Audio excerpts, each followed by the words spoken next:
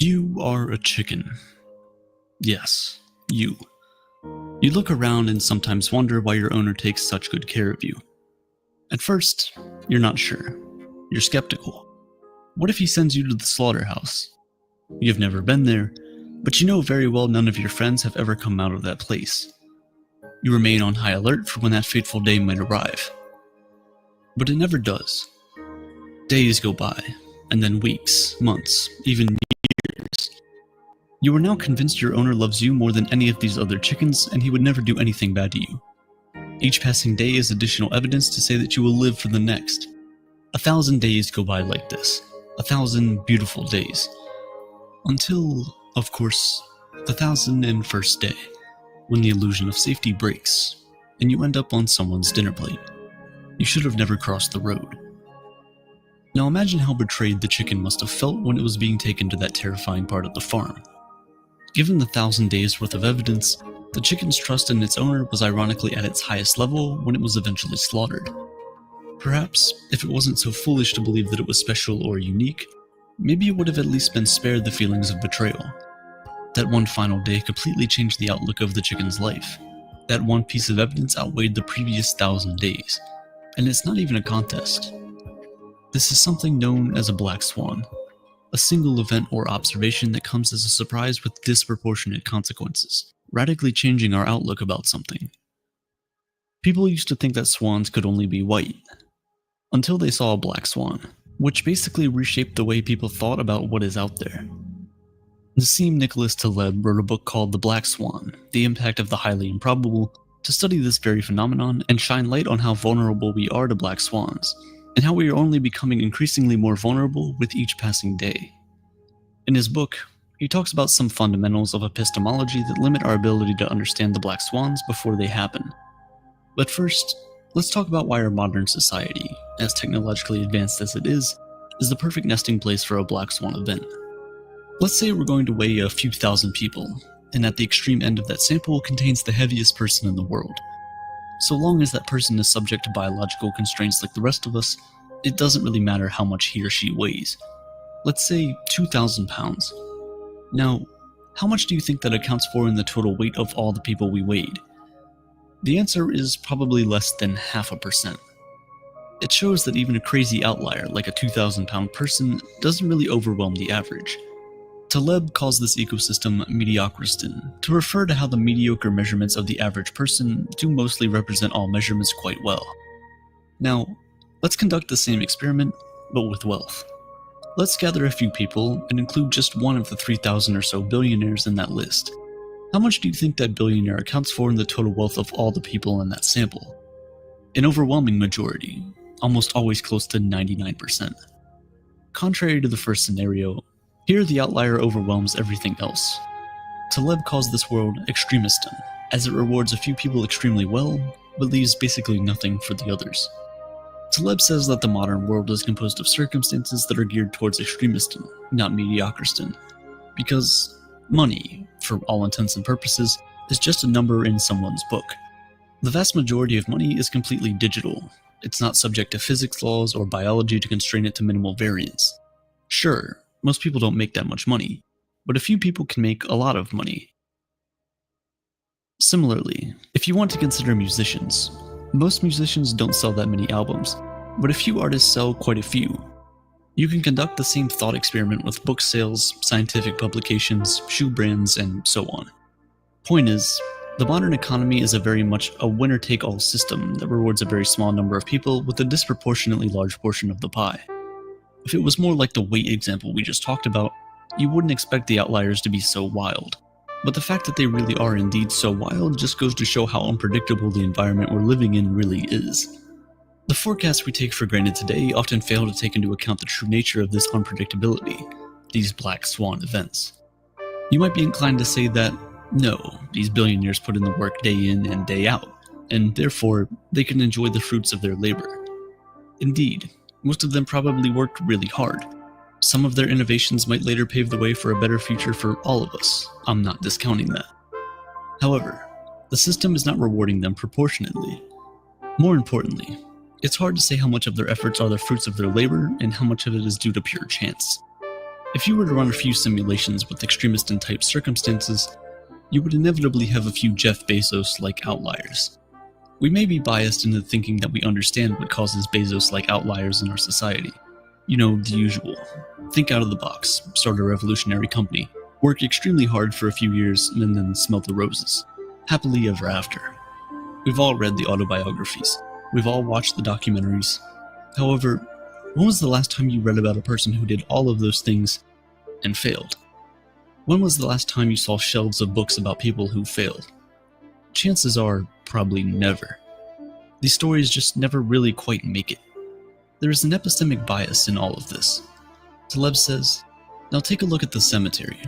It is quite difficult to do so, because people who fail don't seem to write memoirs, and if they did, those business publishers I know would not even consider giving them the courtesy of a returned phone call. This is despite the fact that, often, advice about what not to do is more useful than what to do. But that's just the economy. That's just one facet of society." We also don't understand the socio-political aspects. Take 9/11, for example, which is certainly a black swan event. After it happened, you had tons of experts come out and say that they had known for years that it was about to happen. Well, why didn't they say anything? This retrospective distortion of the understanding of a problem is one of the hallmarks of a black swan event. None of them really knew. If they did, cockpit doors would have been bulletproof long ago, pocket knives would have never been allowed into cabins, and the TSA would have been invented much earlier. But these things were only instituted after 9/11. If you were to suggest such policies in 1991, for example, you would probably not be taken too seriously, or would have been shown a spreadsheet that suggested airlines don't have the money for bulletproof doors. But inevitably, they did. Thankfully, the likelihood of a 9/11 style event is much lower now than it used to be. Countries around the world are more prepared, more vigilant. However, that also makes these precautions somewhat lose their relevance. Yuval Noah Harari, in his book Homo Deus, cites a paradox about knowledge. He says, "Knowledge that does not change behavior is useless, but knowledge that changes behavior loses its relevance." The more data we have and the better we understand history, the faster history alters its course, and the faster our knowledge becomes outdated. Despite the measures we have taken for a black swan event like 9/11, that does nothing to improve our odds against a future black swan. If anything, it might lure us into a false sense of security, and in fact worsen our chances of coping with the impacts of the next highly improbable event. We tend to convince ourselves that we understand risks once we have understood a game of dice or blackjack. However, trying to approximate the risks in real life with the same methods used in a closed-loop artificial game is simply oversimplification, a mistake that we commit daily. This, Taleb calls, is the ludic fallacy. We learn simple games and immediately conclude that the stock market works in the same way, even though one of these things lives in mediocristan and the other lives in extremistan. If the markets were well understood, do you think something like GameStop or AMC would have ever been allowed to happen? Sure, short squeezing is not a particularly new phenomenon, and yet, even a non-black swan event such as this one left even the smartest hedge fund managers scratching their heads and practically chasing bankruptcy. This false sense of understanding makes black swans that much more dangerous. There are other reasons why we are increasingly more vulnerable to black swans.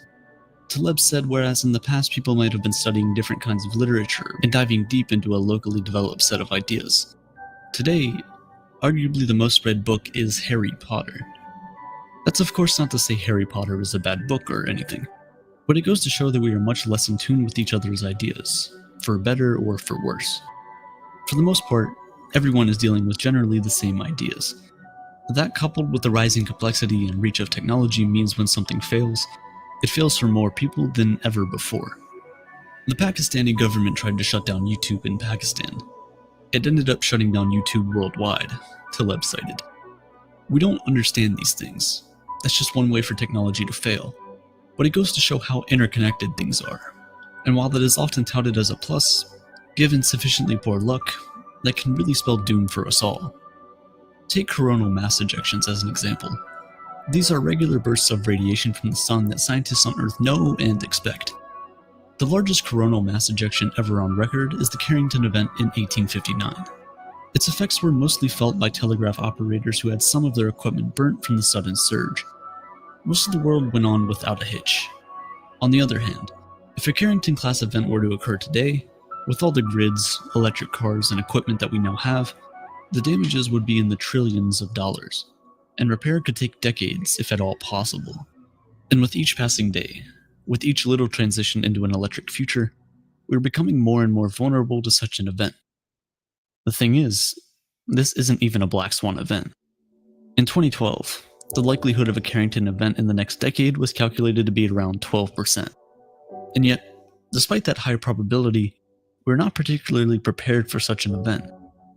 Given the esoteric nature of its risk, seemingly low probability but high impact, despite all the mounting evidence, you'll have a very hard time convincing governments to make modifications to power grids to avoid catastrophic failures.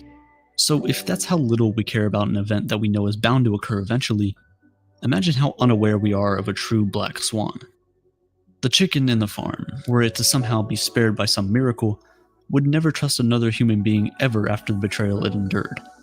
However, few are ever so lucky. Meanwhile, for the owner, the chicken's death comes as no surprise. It is a routine event, and therefore no black swan. The idea of a black swan is therefore relative to the knowledge one possesses. Hence, our objective is to try and be in the position of the butcher, not the butchered. Taleb says, "I worry less about advertised and sensational risks, more about the vicious, hidden ones." Of course, the idea of a black swan also incorporates good things, such as wildly unlikely positive outcomes of chance, otherwise known as life. The odds of being born are 1 in 400 trillion. But to be fair, I just unfollowed my own advice. Such a thing can't really be predicted, can it? For all we know, and for all we don't, being born is an unimaginably unlikely event that nobody really predicted. So if you are alive, whatever that means, in the end, we're actually all the black swans we've been trying to avoid the entire time. Ironic, isn't it?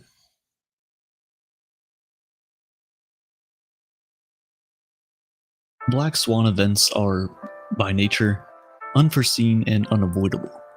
It's almost anxiety-inducing, knowing that, at any moment, a black swan event could happen, changing the landscape of everything as we know it. The history of over 1,000 days tells you absolutely nothing about what is to happen next. Probability is everything, and with Brilliant, you can not only learn about probability, but also some of the most pressing and interesting topics in STEM. Recently, Brilliant has improved the interactivity of some of their best courses. With their newly redesigned Mathematical Fundamentals course, you can learn the foundational ideas of algebra, number theory, and logic that come up in nearly every single topic in STEM. Recon.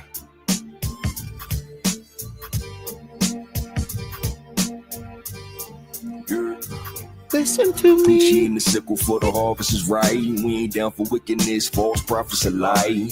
Woman to the wicked grass of blind God sight. damn it, Paul. Unquenchable flame, stars fall in the night. Shemayim snapped the scroll, mountains fled in the anger. Hills a flock of rams, skipping special forces, recon angels. Really by no labels, we bout labor for the source. Wells up in infinite, waters coming forth. Spiritual revival, dehydration shall I pour. Kept the run down to the Mount cool floor.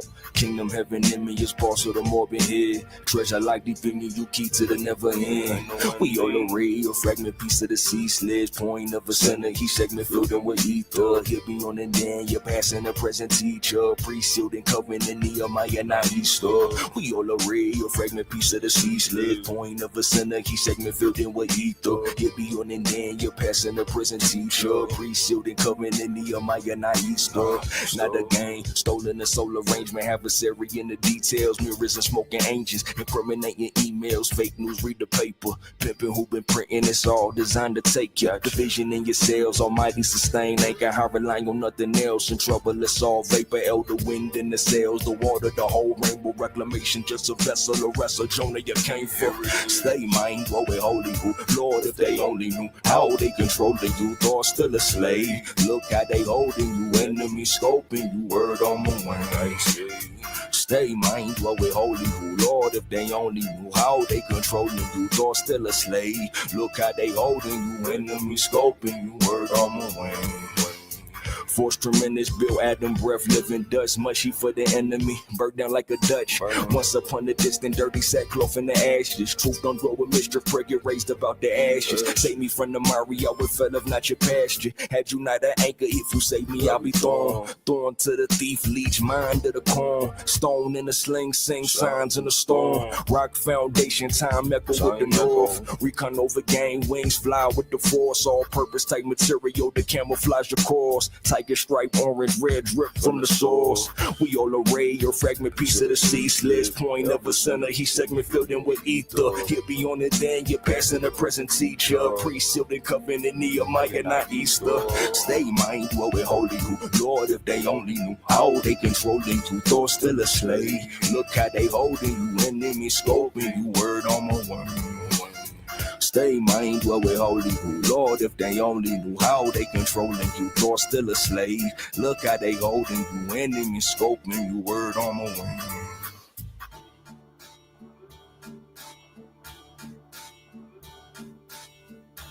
Disgusting.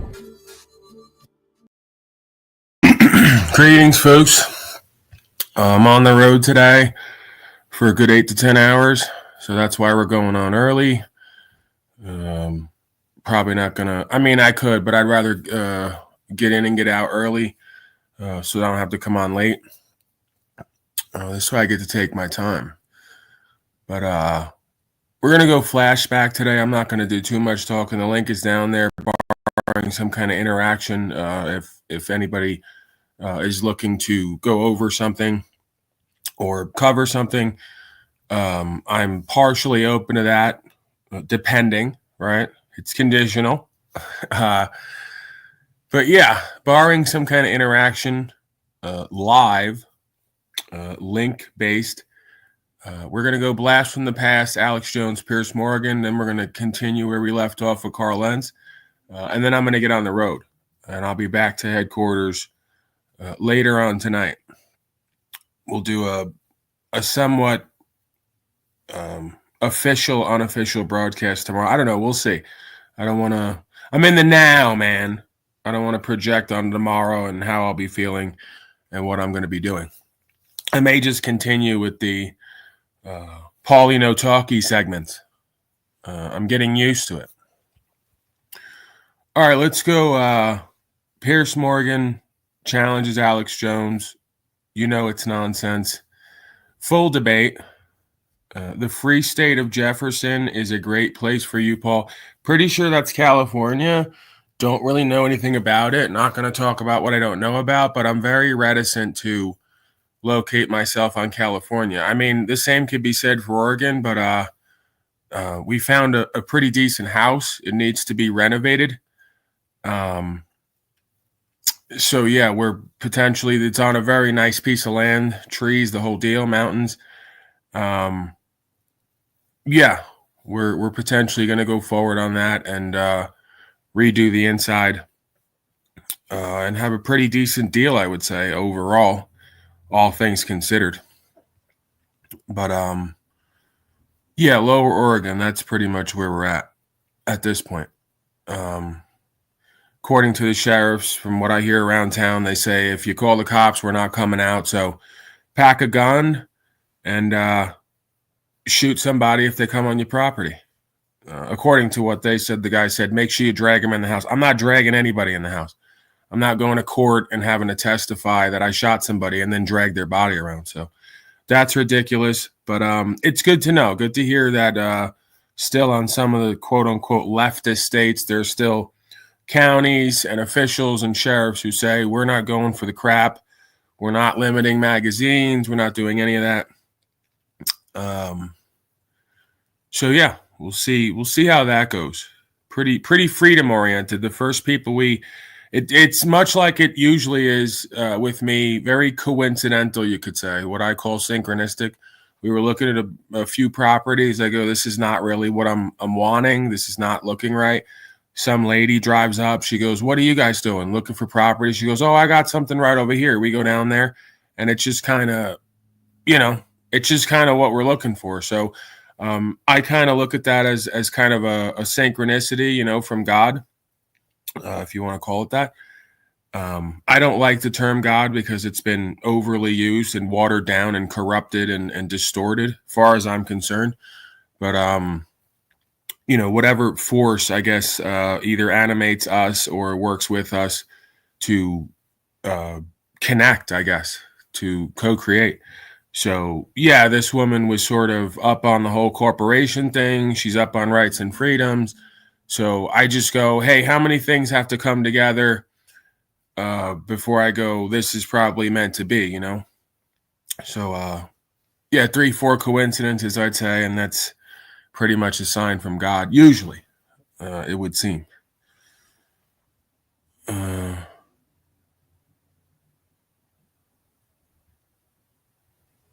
All right, now I was just looking at something there in chat. All right, let's go Pierce Morgan, Alex Jones.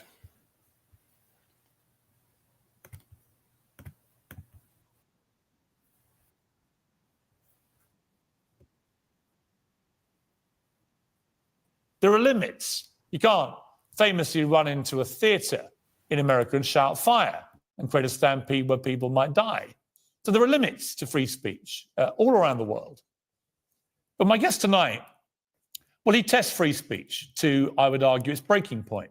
His name is Alex Jones. He's a hugely influential, to many people, a very dangerous conspiracy theorist who's made himself hugely rich, peddling a lot of lies. This is what happened when we met last, debating gun laws a decade ago on CNN. How many gun murders were there in Britain? How many great white sharks how many kill people every year, but they're scared to swim? And I'm here to tell you, 1776 will commence again if you try to take our firearms. But you've got hordes of people burning down cities and beating old women's brains out every day. Let's try again. How many gun murders were there? Oh, you're going to ban your fist now? In Britain last year. How many chimpanzees can dance on the head of a pin? Well, I've not spoken to Alex Jones in interview format since that day. He is now, I would say comfortably, the world's most notorious conspiracy theorist. As I say, I defend everybody's right to an honestly held opinion. I defend everyone's right to use words of their choice. But that doesn't mean they're not accountable for those words. And I don't think Alex Jones necessarily trades in honestly held opinion, but we'll come to that when I talk to him. Very few tragedies have ever moved me the way that Sandy Hook did. I was on CNN at the time of that story, 20 children, aged between 6 and 7, were murdered by a lunatic with a semi-automatic rifle. Alex Jones told his many followers within an hour it was all a hoax, a government hoax, deep state plot to justify seizing guns. He said that the grieving families were actors. The general public doesn't know the school was actually closed the year before. They don't know they've killed it all, demolished the building. They don't know the kids going in circles in and out of the building as a photo op, blue screen, green screens. But it took me about a year with Sandy Hook to come to grips with the fact that the whole thing was fake. I mean, even I couldn't believe it. I knew they jumped on it, used the crisis, hyped it up, but then All right, so they're telling me they're roboting. What is this about? Absolutely incredible. Can you hear me?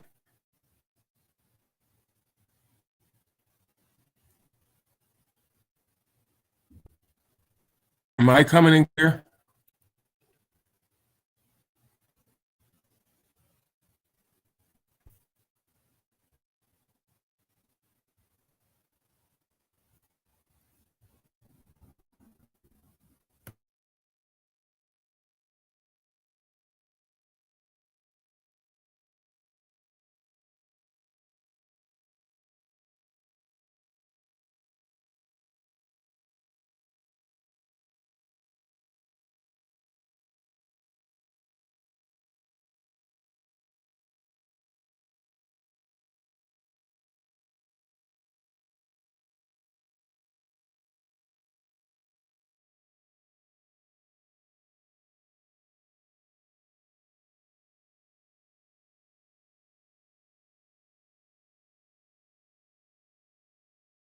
I did deep research, and my gosh, it just pretty much didn't happen.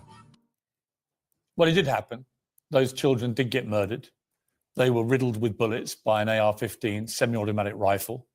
I can't even imagine, as a father of 4 kids, what that sight must have looked like. Those parents had to see their children riddled with bullets. And then they had to put up with years of harassment and threats and disgraceful incidents because Alex Jones fueled a conspiracy theory almost immediately that the whole thing was fake and that these parents who were grieving for their dead children, that they were actors. I have made my views clear about that. But I also think that it's right that I should interview him tonight. He wanted to come on and talk to me and to explain what's gone down here and where he's found himself, which is facing a $1.5 billion payout to the families in various lawsuits that they took. And I do believe that people should be allowed to express themselves as long as they're held to account and they're challenged on that. And that's what we're going to do tonight with Alex Jones. So my guest tonight is Alex Jones. He's over in Texas in America. Alex, good evening to you. Piers, it's good to be here with you after 10 years and the biggest news event on CNN in 2013. So the circle is now complete. But you just spent 8 minutes saying a lot of things that were true, a lot of things that weren't true.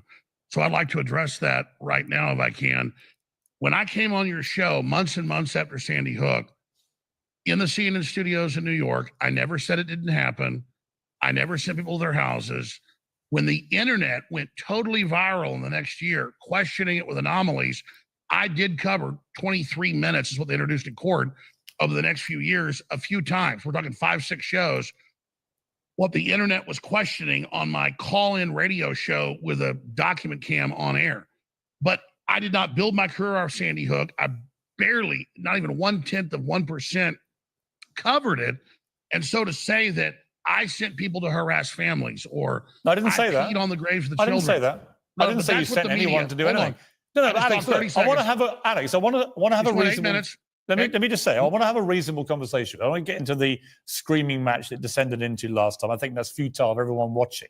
You are now a very infamous person around the world. You know that. A lot of people know about you, what they've read, most of it negative.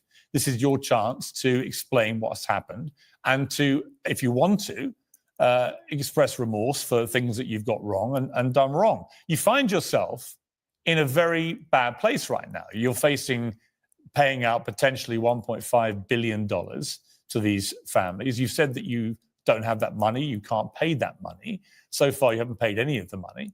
How do you feel, first of all, about the fact that you faced this gigantic, victory? By the way, that's why you don't enter into their courts and their jurisdiction, because they will literally just write up a bill like $1.5 billion and tell you now you got to pay it or come as close as possible, which is just an effort, presuming this is all real, right? This is just an effort to destroy the company and the business. It's absolutely ridiculous. So newsflash, this is why you don't hire an attorney. This is why you don't answer their policy and code. This is why you don't enter their jurisdiction, because the common law jurisdiction, they'd have to prove loss, injury, or harm or a debt owed, which they can't do. Alex Jones speaking his perspective about what he thinks happened at Sandy Hook doesn't create $1.5 billion in damages for the family. It's absolutely absurd. And again, if it's real, I don't put anything past anybody when it comes to setups and psyops and presentments.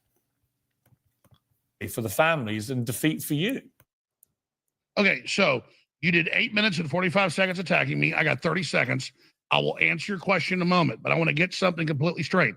I came on your show months and months and months and months after it happened. I blamed the serotonin reuptake inhibitors, the antidepressants. I blamed the mother getting him the gun on your show. So the claim that I first questioned Sandy Hook or I first did it was a bunch of professors and a bunch of media people. Became a huge story. I looked at it and said, yeah, we've seen WMDs in Iraq. We've seen Operation Northwoods. We see Jussie Smollett.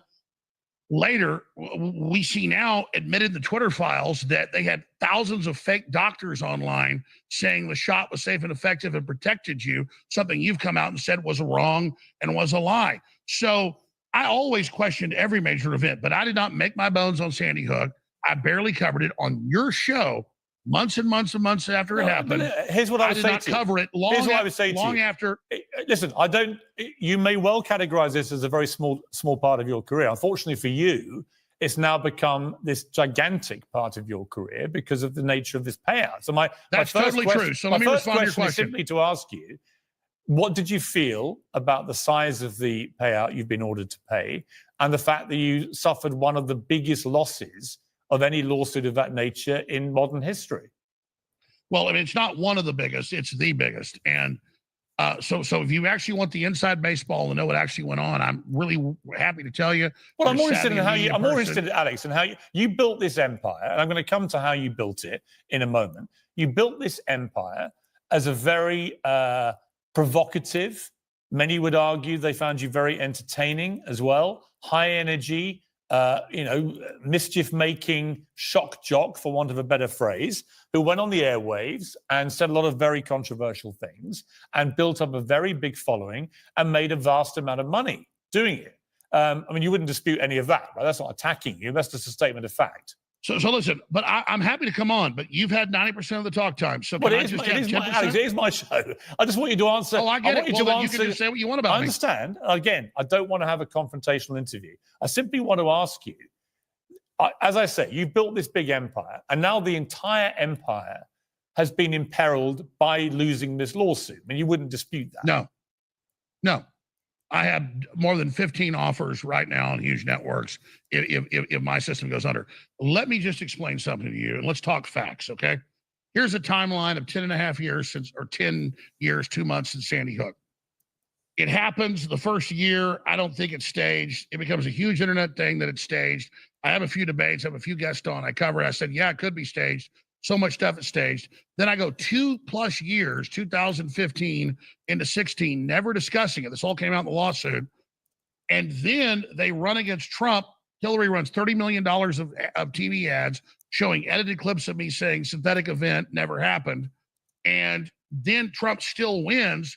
And we now learned after the lawsuits, they hired a high-powered New York think tank PR firm to then make it a huge story. Tens of thousands of articles, thousands of newscasts about me in 2016, 17 about Sandy Hook. I go, whoa, those anomalies I heard from those professors and people were wrong.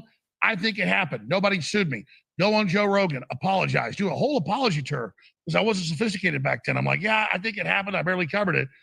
Then they sue me once I apologize. They have a judge in Texas, in Austin, is as liberal as San Francisco, and in Connecticut, sue me. Then I give them all my text, all my documents, which they show in court, but say I gave them no documents. They default me.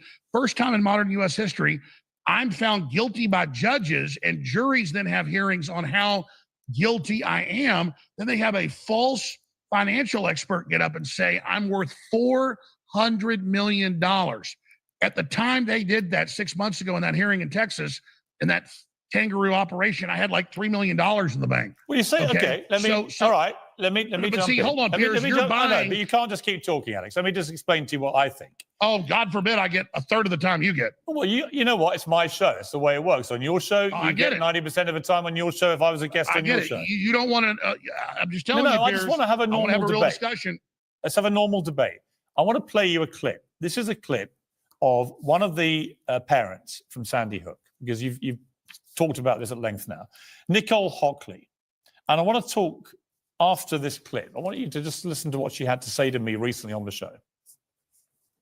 He did his first broadcast saying that he thought this was a false flag when I was still in the firehouse and I didn't even know if my child was alive or dead yet. He started off within 2.5 hours of the shooting and has kept putting out video after video for year after year after year, and calling us all crisis actors, calling our children, either that they were never killed or they were never alive in the first place, that we're traitors, that we're treasonous, and that we're government shills.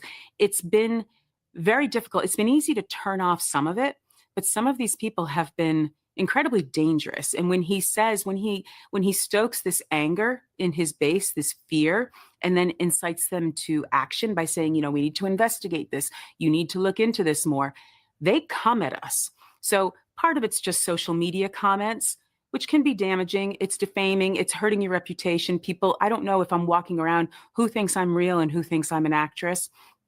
It's damaging to my son's memory in terms of his life, his short 6-year-old life. It's damaging to my surviving son because I don't know what he's going to deal with going forward.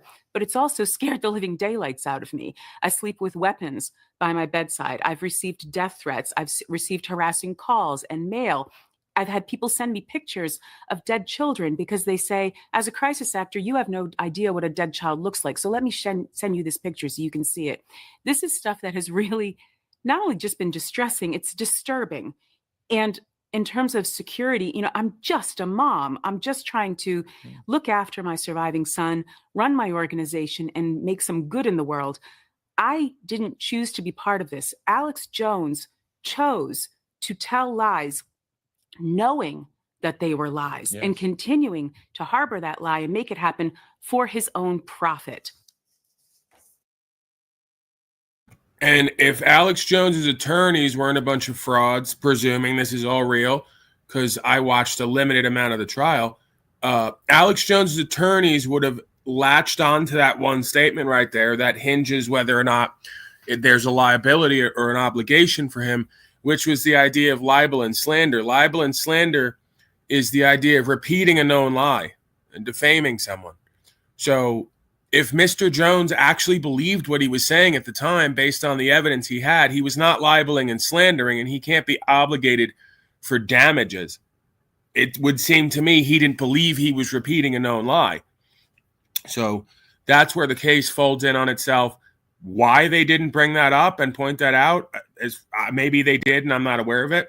But if they didn't, it's beyond me, right? Just more stage shows or more corrupt fascist statist swine, which again, we're back to don't hire attorneys, don't put yourself in their jurisdiction, don't answer to charges that can't be proved or undo the charges based on one or two words. Not applicable. What's your reaction to that woman who lost her son, Dylan, at Sandy Hook? Total garbage. Never said her name. Only person's name I said was Robbie Parker. 30-something million views on YouTube. He was laughing. Everything suddenly started crying. Your response to that woman's incredibly powerful, so you're going to give me 5 seconds? Account. Because this isn't a how can this your isn't a first discussion be here. total garbage? This is, well, I guess I can't do this interview. People have to go to Infowars.com later, and I'll respond to you. You're not letting me talk. I never said her name. Under Connecticut and Texas law, you can't sue somebody for defamation if you never said their name. I didn't do any of those things. I was on your show months and months after it happened and said it happened and said it was Prozac. I looked at both of the views and they clipped that out to attach themselves to me on air. I never talked about that woman. I didn't even know who she was. You said it was a hoax, Alex. You said it was a hoax. You said it was phony as a $3 bill. You said the entire thing is a giant hoax. I thought Justice Remember, Smollett this is was the White fake. House has been running the fake Bin Laden raid. People just know there's a lot of fraud going on. You've got. Here's what I'm going to say to you, Piers. Wait a second, Alex. Piers, let me talk for 5 seconds. Let me finish. You sent me a list of topics. Let me finish. You sent me a list of topics. I'm going to come to those. those. I said I'd come on, and one of them is Sandy Hook. I'm on for an hour. Let's talk about the Davos group. Yes. Let's talk about the war in Ukraine. Let's talk about internet censorship. Alex. Let's talk about the vaccines. Alex. When are we going to talk about other topics? Because they're attacked. They live off me. I didn't make money off Sandy Hook. They don't live off you. $73 million from Remington. They live off Sandy Hook. I don't. Okay. Here's what I would say to you. Maybe one of the reasons that they have a problem with you and what you did is that you were saying on air things like you've got parents laughing, ha, ha, ha. Then they walk over to the camera and go boo, hoo, hoo. And not just one, but a bunch of parents doing this. And then photos of kids that are still alive, they say dead. I mean, they think we're so dumb. These were parents. I told you. These were parents in the grip of unbelievable trauma. Yeah, listen. And Madeleine Albright, Secretary of State under Clinton, was asked by Leslie Stahl in 60 Minutes that Clinton tripled sanctions on Iraq to kill 2 million people, 500,000 children. She said it was a good thing to do. She'd do it again. I didn't kill 500,000 children. I question all these events because many of them are provocateur or staged. I understand that, but I also understand the What about all the kids dying from the poisoned shots. Let me just what finish. about the CDC admitting it causes myocarditis Here's and heart the problem, attacks? Alex. The problem is, okay, if I deserve to die for questioning a mass shooting, then what happens to the big companies that sold these poison shots that weren't approved and weren't safe and didn't Here's protect my question. Us? What happens to them while I'm the worst guy in the world. Alex. So Piers, hold on. I'm the worst guy in the world, right? I didn't say that. Listen, I told them in a deposition that back when this went on, and I started questioning it like 9 years ago, about a year after, when I said false flag, I believe they may have protected him. They may have known it was coming. Like Uvalde, 75 minutes, the police stood down. I believe that was a real shooter. Real kids died. In Florida, at Parkland, there was a stand down. Why the police chief said, well, he thought he'd already killed all the kids, so he didn't want more death. That was in the news. That was in the Dallas Morning News yesterday. I'm questioning Parkland, saying, did they let it happen? That's a false flag. To say a false flag doesn't mean the parents are fake. I apologized on Joe Rogan before I was sued. I apologized on dozens of shows when they brought this up in 2016. All right, but here's my question. Here's my question. And then they went on the news and said I was currently sending people to their houses. Where is the video of me saying go to their houses? Alex? Where is the video of me pissing on their graves? Alex? It's not true. No. They're raising money on my name. Alex, let me respond. I want to just try and get inside your head for a moment and see whether you have ever fully comprehended the scale of what happened to these families, because as things stand, I believe 20% of Americans, 1 in 5, believe that mass shootings like Sandy Hook are staged. A lot of that is down to somebody like you with your huge following, which you built up, consistently suggesting they're staged, including Sandy Hook. This is what happened to some of the families, okay? Erica Lafferty, whose mother was killed, has had to move 5 times since the shooting and avoids going to the grocery store because people tell her they say, it was a... Well, they didn't show any evidence. Let me just finish. Found me guilty. I'll ask you a question. The judges found me guilty. That's Alex, illegal. I know. Let me just finish. She said it got scary and more graphic. Things would be mailed to her house that were threats of rape. The 500,000 dead Iraqis? Jennifer Hensel and Jeremy Rickman, parents of 6-year-old Aviel, who was killed, set up a foundation for their daughter. Soon after, email addresses attached to the foundation. What about the cops killed by Black Lives Matter? Let me finish. We're flooded with messages saying Aviel didn't exist. That Hensel and others were actors and questioned why money was being raised from a fake shooting. In 2019, Jeremy Rickman, Aviel's father, killed himself. Friends called Hensel, his wife, Jennifer, to tell her people were at the cemetery where Aviel was buried looking for evidence that her husband had actually died.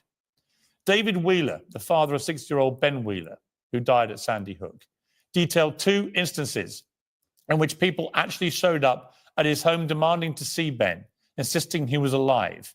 He said people also pointed to a student film he made in college as proof he was a crisis actor. Robbie and Alyssa Parker, and you did mention Robbie Parker, who I interviewed many times and felt a deep affinity with, and you said he was laughing after his poor little girl was killed.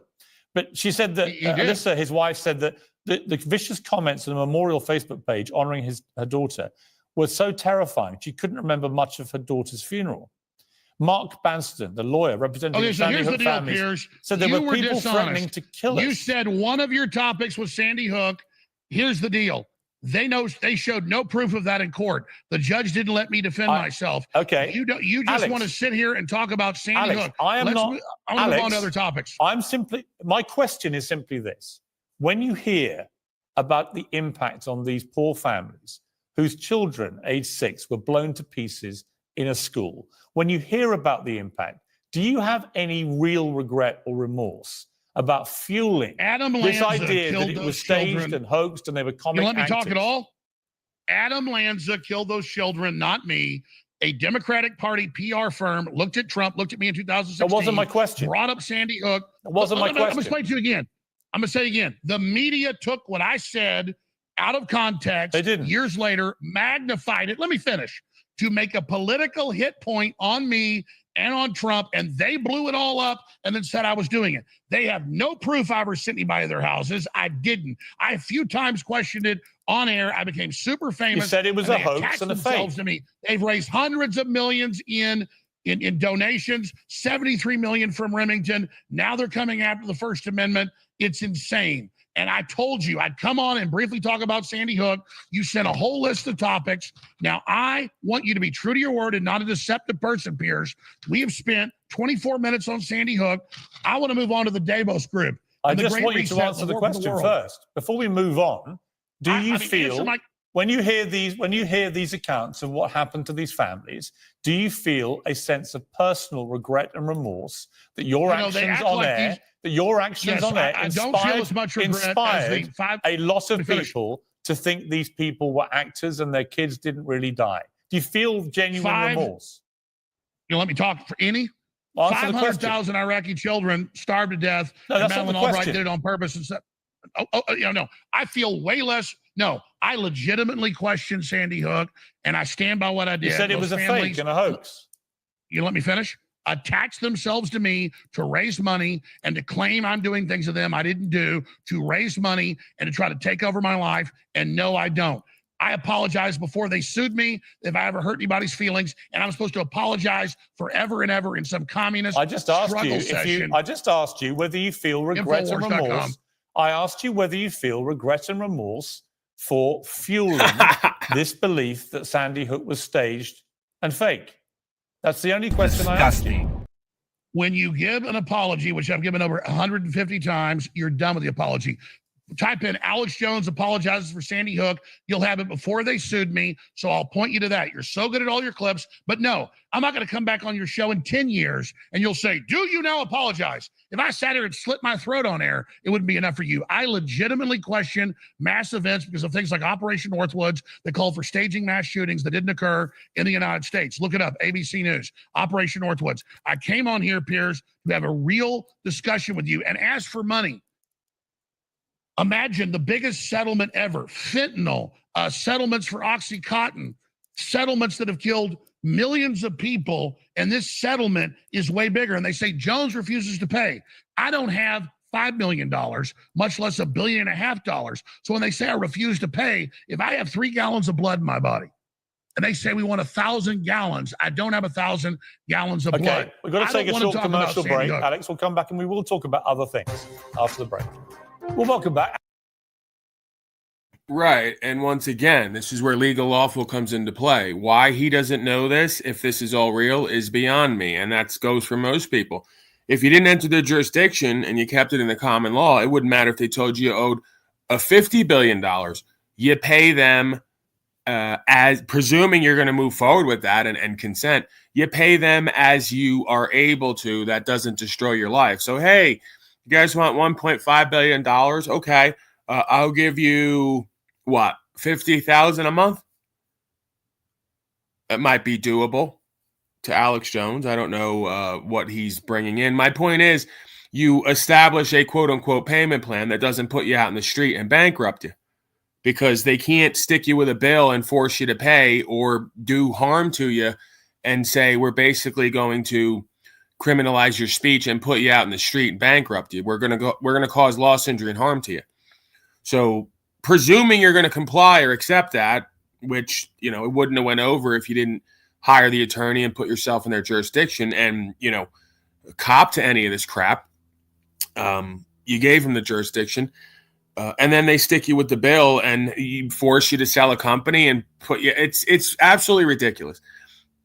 Anyone who understands the law and common sense understands what I'm talking about. This is what amazes me about this modern day system is the majority of folks, again, if this is real, are just completely in the dark and don't know how to stand with the proper status and interest in any matter at court. And they just give away everything they are and have without standing on what's true and correct. Alex Jones is still with me. Alex, we'll move on to other things. I looked at the InfoWars website tonight. You were leading several hours ago, actually, on the story which I addressed at the top of the show, which is about this ludicrous idea that the word field is racist. I'm sure there are a number of things like that on which we would have complete agreement.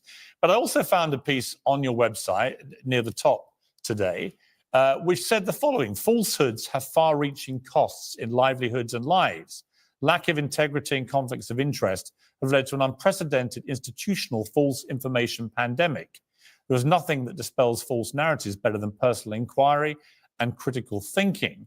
So the next time conflicted institutions cry woeful wolf or vicious variant or whatever it is, we need to think twice. So very strong worded piece there about the danger of falsehoods. Do you agree with that? Well, let me answer your question, and we'll finish up the Sandy Hook thing. I wish that I wasn't misled by some of those professors and people that thought that it was staged. It was a very small part of what I did. I tried to apologize. I tried to settle. I tried to make restitution. And then they misrepresented. When I was in the Texas trial, you can look at this, they had one of the mothers on who lost her son. And I went on my show that morning and taped it before I went to court. And I said, I think she's real. I think her son died. I'd seen her testimony the day before. And I'm very sorry that Adam Lanza did this. And then she went on the stand and said, Jones attacked me and said I'm an actress. It's all fake today. And I walked over to her during the break and I said, watch my show from today. Your lawyers lied to you. And the next day she came up and cried and shook my hand.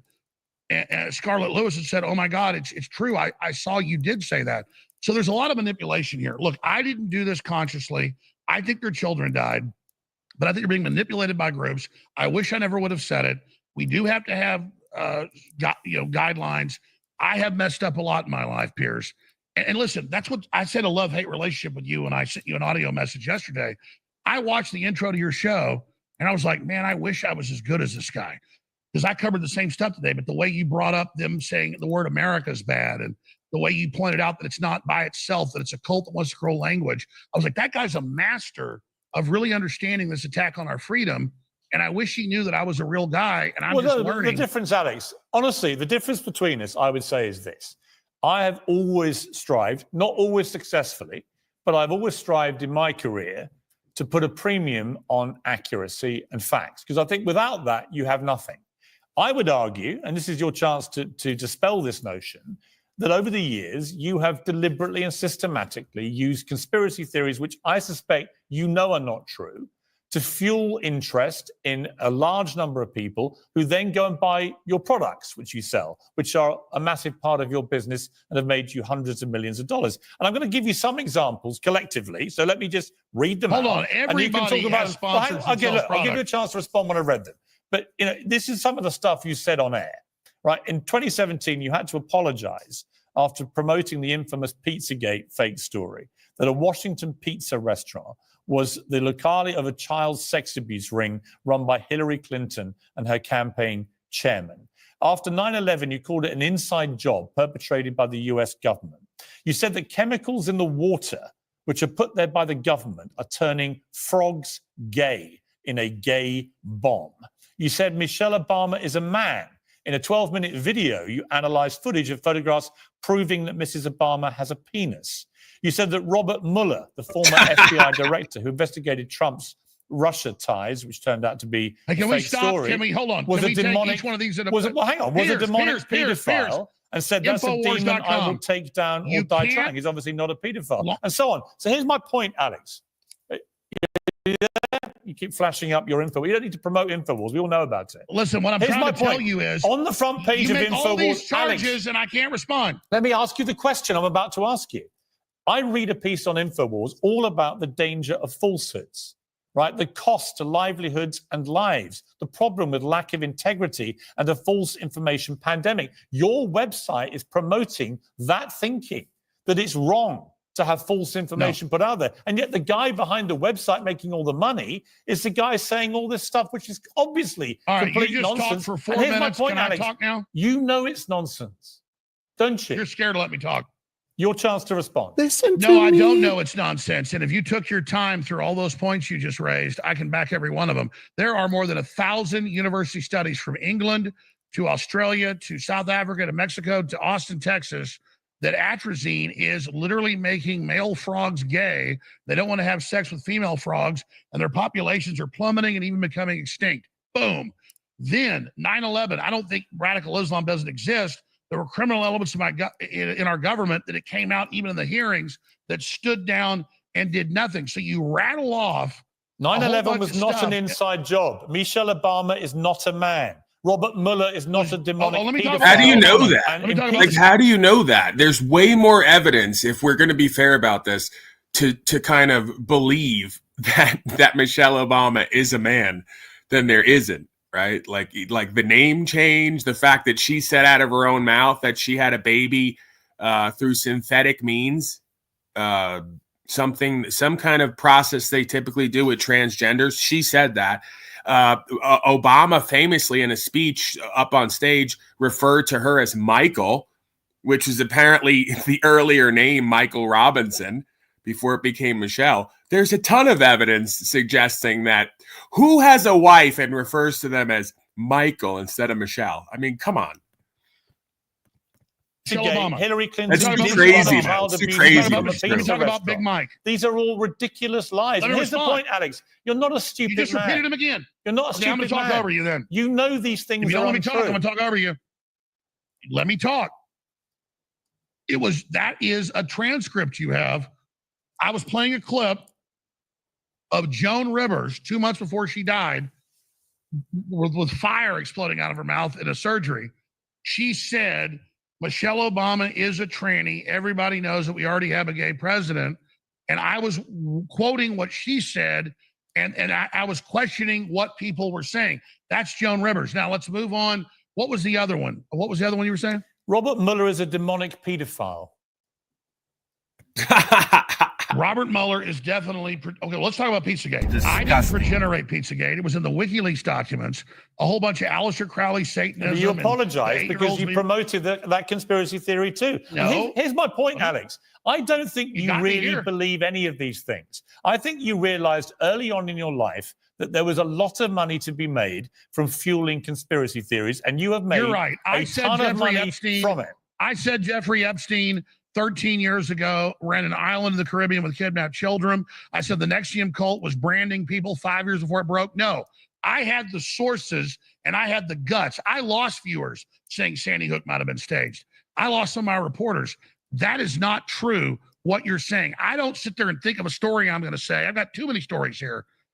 And then say, oh, I'm going to lie about this thing. I said Jussie Smollett, despite the fact I was already sued by Sandy Hook, I said the day after it, before anybody else, I said, I think it's staged.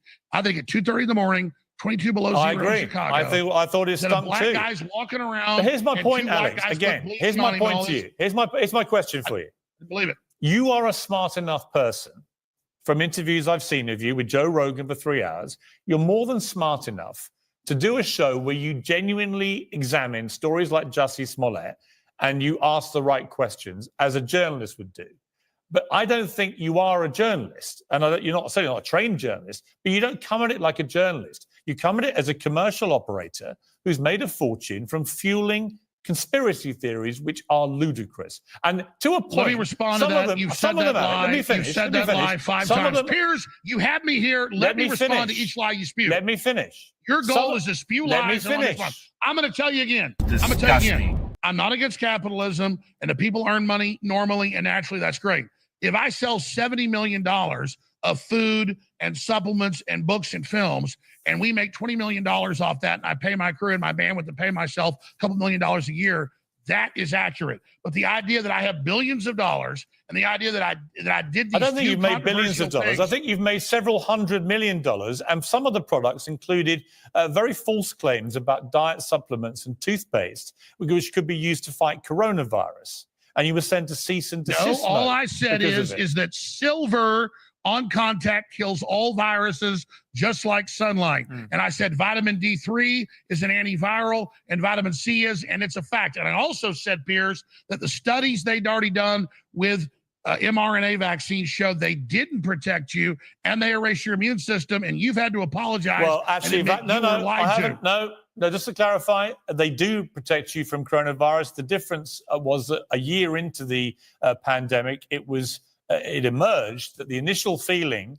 that if you had the vaccine, you couldn't transmit it, turned out to be wrong. But they do protect you. Vaccine they do protect you. And in fact, Hey, Piers, millions of people, you and millions of people are alive today because they took the vaccine. You're going to stand at Nuremberg too. You're going to stand at Nuremberg too. Did you get money from Big Pharma? No, I didn't get any money. All these other media people? We're going to take, listen, the vaccines work. Did you get money? The vaccines Did you get money work, like CNN for pushing Prozac? Millions of lives. However, let's take a short break. No, I want to come back with our final segment. And I want to ask you one last question in the final segment. Infowars.com. Welcome back to my final segment with Alex Jones. Alex, on January the 6th, the infamous January the 6th, you stood there riling the crowds up by saying we declare 1776 against the New World Order. We need to understand we're under attack. We need to understand this is 21st century warfare and get on a war footing. And within several hours, that's exactly what thousands of people did. They went down from hearing you say that, and Donald Trump saying what he said, and they launched an unprecedented attack on the Capitol, the very center of democracy in America. Do you regret now what you said at that speech? No, I don't. I'd had rallies with over 1 million people, 500,000 people. Before that, it's an information war, Infowars.com. We're in an information war. We were there to have a 10-day investigation of the Constitution. The Democrats have done it before, just a few years before, to look at what was happening. We were there peaceful. And then, Piers, I tried to stop people and did keep thousands from going into the Capitol, and I've been cleared in the January 6th. Look at the Reuters article on the FBI. Just to be clear, do you denounce those who used violence that day?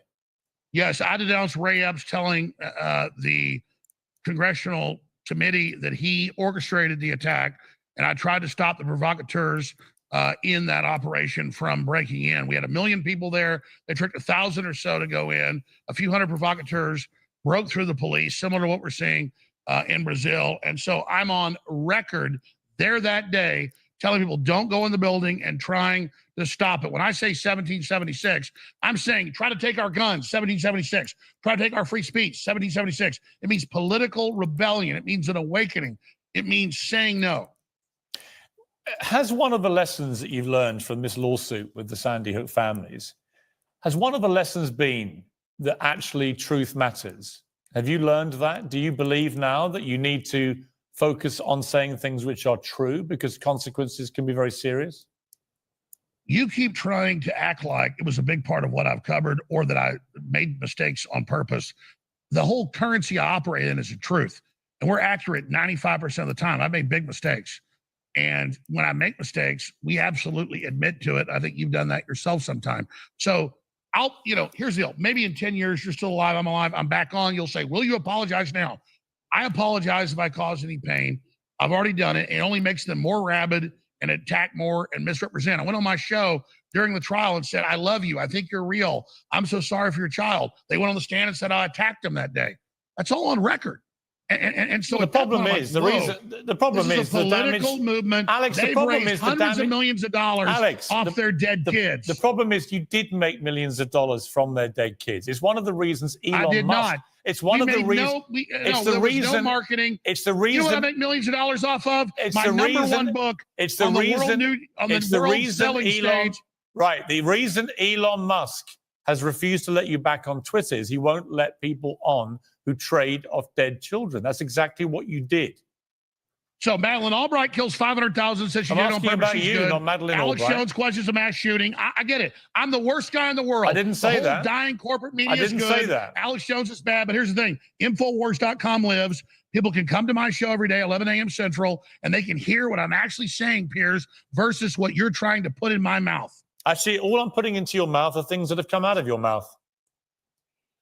No, you don't have footage of me saying go harass them at their houses. You don't have footage of me saying piss on their graves. I covered the Sandy Hook You tragedy. don't have any of that. You and have all I what know lawyers is, Alex, gave you. all I know is for all your posturing, Find the truth, Infowars.com. when those poor families don't let Piers were going control through the you. most excruciating pain of their lives, you took a massive amount of fuel and you poured it on the bonfire of their pain. What about the Davos and that is group? the bottom line with you, What about the New Alex. World Order? You deliberately spun a pack of lies designed to make the families of Sandy Hook human trafficking? suffer worse pain. What about the fentanyl? And that, I'm afraid, for all your shouting and all your blather is utterly contemptible. And we both, hey, you're never going to get our First Amendment. And I'm glad you had to move back to England to live under your Islamic takeover. And when they're arresting people for being against transgenderism, you once again want freedom, Piers. losing the plot. So now I have to say goodbye. But it's been good to catch up. You said Thanks, we come Alex on. Jones. Appreciate it. Don't be a liar.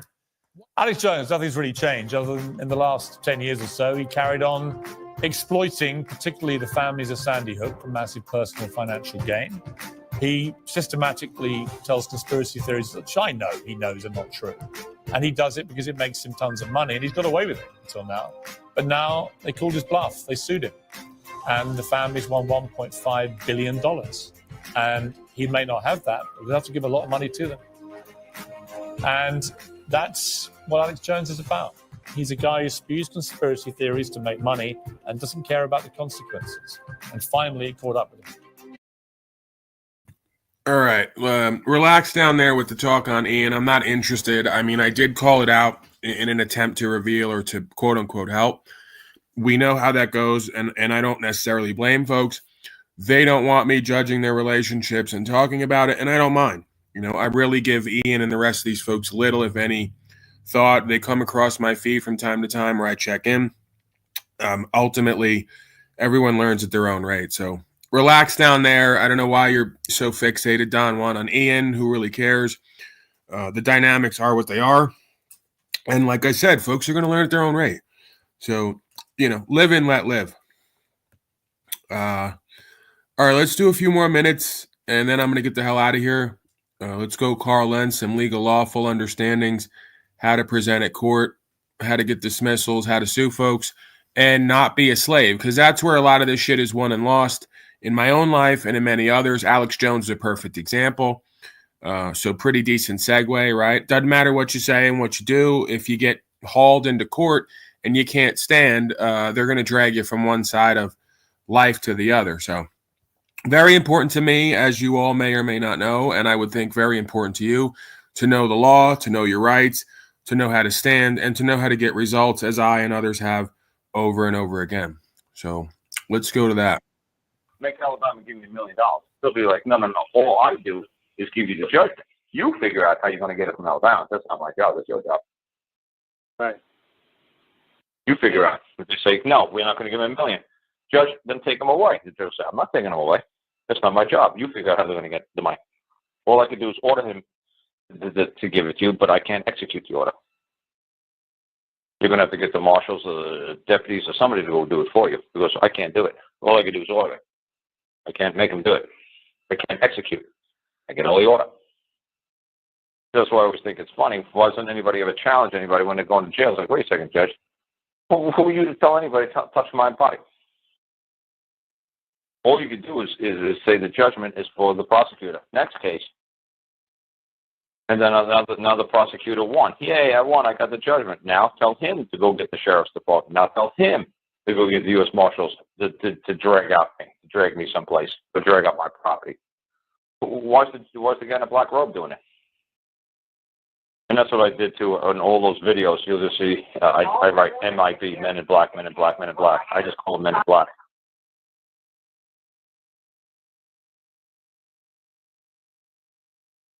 So how do you feel about the stand your ground? Oh, I couldn't care less about that kind of nonsense, about the stand your ground thing. Whatever you think is necessary and proper for your survival, nobody can judge you. So I played on the video too. I did necessary and proper for probably about an hour. So that's basically the stand your ground thing. It's necessary and proper rule.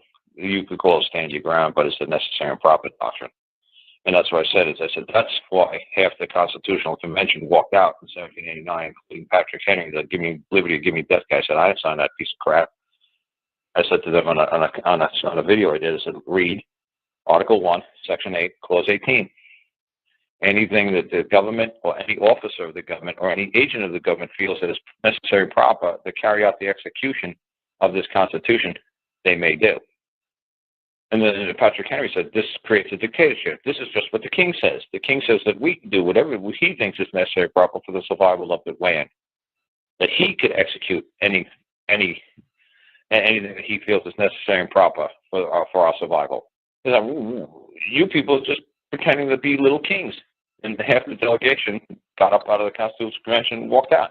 See, now that they never show you on a movie. There should be twice as many people who signed that damn thing, but they got up and left. How come they never show you that in the movie? Because the government doesn't say, well, like a Nancy Pelosi will say, well, we do it because of the Commerce Clause allows us, or the Interstate Commerce Clause allows us, or the whatever clause allows us. No, they're relying upon a necessary and proper clause. But then they're going to tell you that they're relying upon the necessary and proper clause. They'll say, well, the treaty clause. No, it's not the treaty clause. It's not the Interstate Commerce Clause. It's none of those silly clauses. It's a necessary and proper clause. But they're never going to say the necessary and proper clause because you guys are going to Google it. And you guys are going to learn a history like I did, that half the delegation left the Constitutional Convention way back when. As soon as they said, you pull that damn Clause 18 out or we're out of here. So obviously that's the last clause because they realized, well, you know, by putting clause 18 in there that says basically anything we wish to do at any time we wish to do it, for any reason we wish to do it, we can do it. We're just going to do it. They didn't need to write anything more for themselves. They already had it right there. So like I said, people don't realize that. I wish they made a movie about that, and they said, hey, you know, everybody left. Why? Because the government's going to turn themselves into a dictatorship. At will, anytime it wishes to. Anytime it believes that it's got enough guns and enough personnel and enough money and enough control over its citizenship, it's going to fucking citizenry, it's going to take over because they feel it's necessary and proper. And that's what they walked out of the convention. They said, you know what? Eventually the government's going to get so big, based upon this clause, that you people will be slaves. You people, there's just a whole bunch of little kings running around. It's going to turn right back to merry old England. And they said, we don't want no part of this. We're not signing that piece of filth. And they left. Why do you think they left? Go study it. But like I said, that kind of stuff is hard to find. Maybe if you Google Patrick Henry walks out of the Constitutional Convention, maybe that might start steering you in the right direction. I don't know. I never Googled that. Maybe. Or maybe why did Patrick Henry refuse to sign? Maybe that'll help teach you guys what I'm trying to say. Instead of just saying, well, I'll call some crazy guy who just says all these silly shit. It's like, oh, wow, man. When we actually did go back and Google it, right? Wow, he did refuse to sign. Yeah. Why? Because it creates a dictatorship. It's insane. That clause is insane. But that's what George Zimmerman excused. He thought it was necessary and proper for his survival to do what he did. Necessary and proper for his survival. Just like the tale of the Minuet. I say about the sea captain who had a boat, had a ship. It was at one time a British commercial vessel, but then it went into private hands, his hands, and then he had 3 people working, and they had to eat the cabin boy when that ship crashed and they were in a rowboat. When he went back to England, everybody in England wanted to string up the captain because that's a gruesome. Back then, that was like beyond gruesome. What do you mean you ate the cabin boy? It's like, well, you know, I apologized to his mom, and his mom was like leading the hang the captain fucking parade. But they said, no, he had to do what he thought was necessary and proper for the survival of. It was under his domestic authority. It was his rule. He got to choose what he wanted to do on his ship. And once you boarded his vessel, you were totally under his authority 100%. There's not a damn thing you can complain about it when you get back to somebody else's domestic authority. You can't say, hey, my husband just beat the crap out of me. Well, hey, what domestic authority were you under? His. Well, hey, there's nothing we can do about it. Well, hey, my husband just ate all my children. Oh, well. What do we tell you? You on his boat? Oh, well, what do you want me to tell you? Nothing we can do about it. He said that's what was necessary and proper for everybody's survival. What do you want us to do about it? We weren't there. Dead men tell no tales. O.J. walked, and Zimmer walked. Dead men tell no tales. Pretty simple. You always see that in every fucking gangster movie.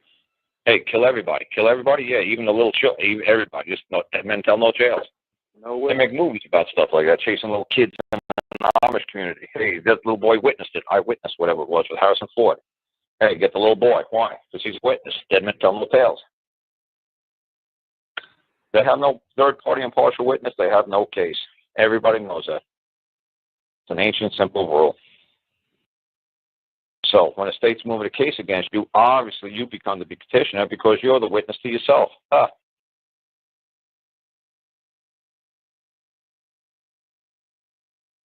Everybody's worrying about these MSOs and stuff like that. And I say to them, why do you care if the occult dealer gives it to the state? Because nobody from the state is ever going to be able to come into any court and ever make a claim that car has something to do with them. Okay. See, that's what I'm trying to say. I mean, I've seen it.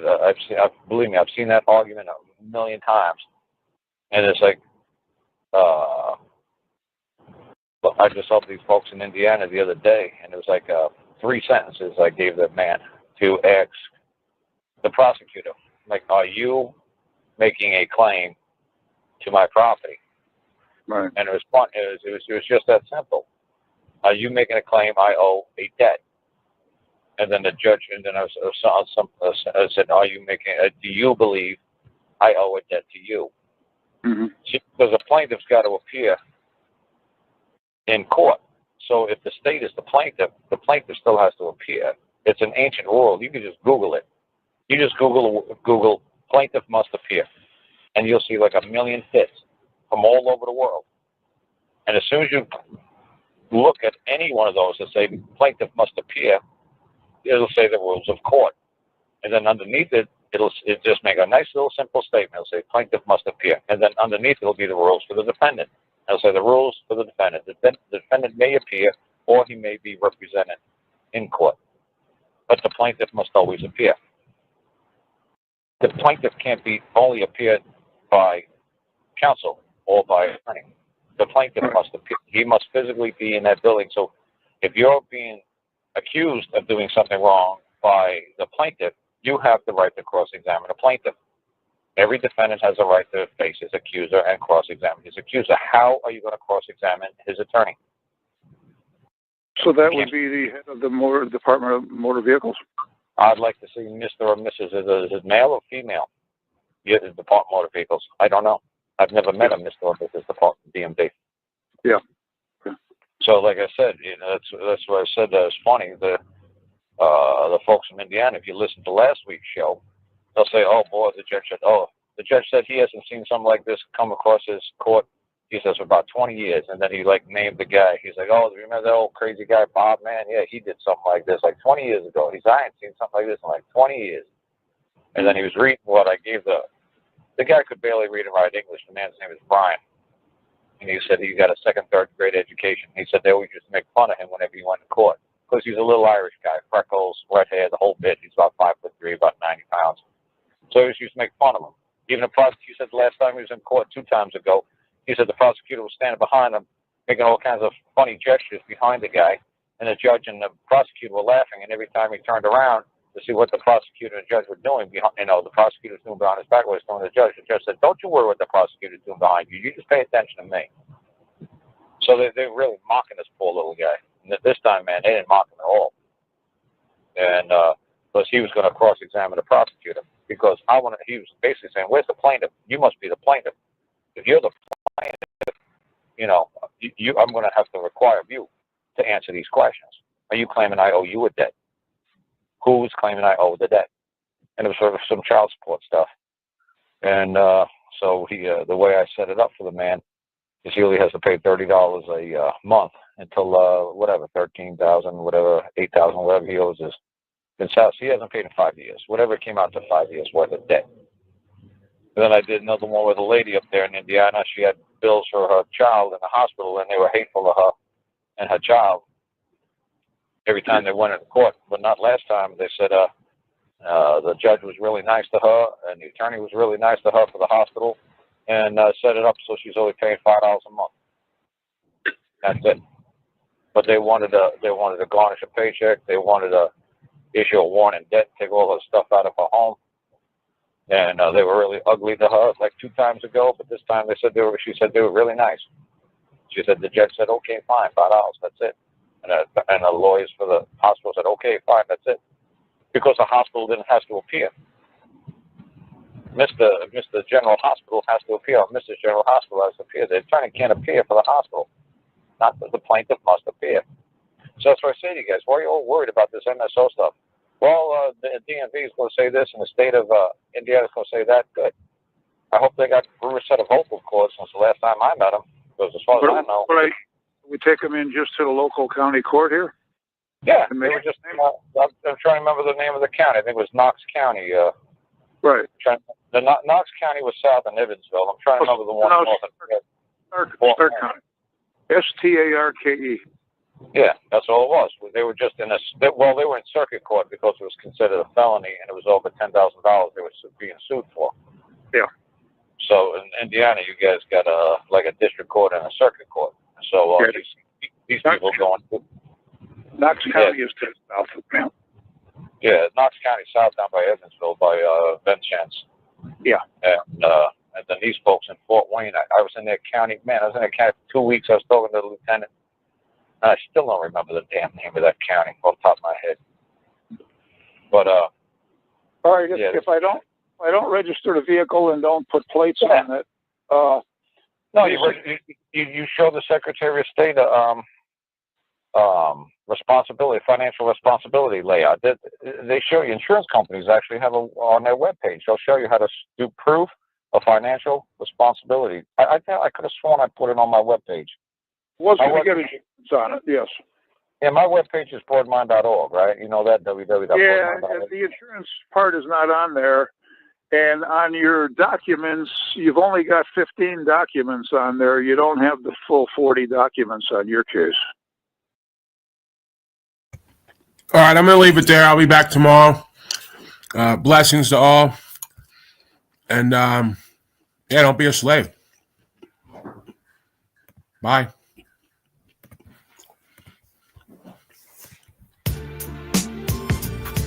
Recon.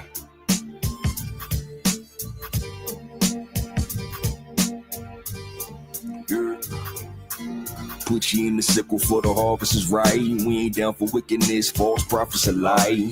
Woman to the wicked grass of blind to sight. Unquenchable flame, stars fall in the night. Shemayim snapped the scroll, mountains fled in the anger. Hills of flock of rams, skipping special forces, recon angels. Really by no labels, we bout labor for the source. Listen to me. Listen to me. I want to help you. I want to help you live the life you want to love. To the mouth, cool floor. Kingdom heaven in me is parts of the morbid head. Treasure like deep in you, key to the never end. We all array, a fragment piece of the sea sledge. Point of a sinner, he segment filled in with ether. He'll be on and then you're passing the present teacher. Pre-sealed and covenant in Nehemiah, not Easter. We all array, a fragment piece of the sea sledge. Point of a sinner, he segment filled in with ether. He'll be on and then you're passing the present teacher. Pre-sealed and covenant in Nehemiah, not Easter. Not a game, stolen the soul arrangement, have in the details, mirrors and smoking angels, incriminating emails, fake news, read the paper, pimping who been printing, it's all designed to take ya. Division in your cells, almighty sustain, ain't got how relying on nothing else. In trouble, it's all vapor, elder wind in the sails, the water, the whole rainbow, reclamation, just a vessel, a wrestle, Jonah, you came for. Stay mind, woe with holy who, Lord, if they only knew how they controlling you, thought still a slave. Look how they holding you, enemy scoping you, word on my way. Stay mind, dwell with holy who, Lord, if they only knew how they controlling you, thought still a slave. Look how they holding you, enemy scoping you, word on my way. Force tremendous, Bill Adam breath, living dust, mushy for the enemy, burnt down like a Dutch. Once upon a distant, dirty sackcloth in the ashes. Truth don't grow with mischief, prayer get raised about the ashes. Save me from the Mario, it fell of not your pasture. Had you not an anchor, if you save me, I'll be thrown. Thrown to the thief, leech, mind of the corn. Stone in the sling, sing signs in the storm. Rock foundation, time echo with the north. Recon over game, wings fly with the force. All purpose type material to camouflage the course. Tiger stripe, orange, red drip from the source. We all array, your fragment piece of the sea sledge. Point of a center, he segment filled in with ether. He'll be on it then, you're passing the present teacher. Pre-sealed and covenant in Nehemiah, not Easter. Stay mind, dwell with holy who, Lord, if they only knew how they controlling you, thought still a slave. Look how they holding you, enemy scoping you, word on my word.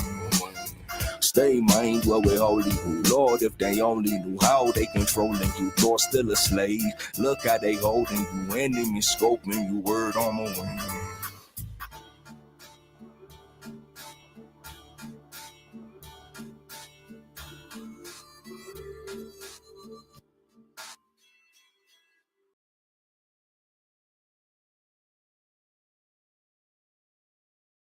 Disgusting.